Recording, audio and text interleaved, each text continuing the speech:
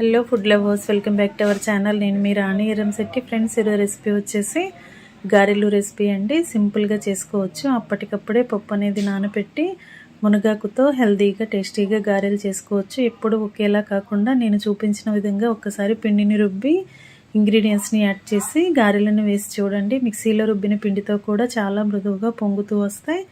అలాగే హెల్తీగా కూడా ఉండటమే కాకుండా చాలా టేస్టీగా ఉంటాయండి. చిన్నపిల్లలకు, పెద్దవారికి అందరికీ కూడా చాలా మంచిది. ఈ రెసిపీ అనేది ఖచ్చితంగా ట్రై చేయండి. ఛానల్కి వెళ్ళి చూసినట్లయితే క్లియర్గా ఉంటుంది. అలాగే రిలేటెడ్ వీడియోలో రెసిపీకి సంబంధించిన లింక్ అనేది ఉంటుంది. ఓపెన్ చేసి చూడండి.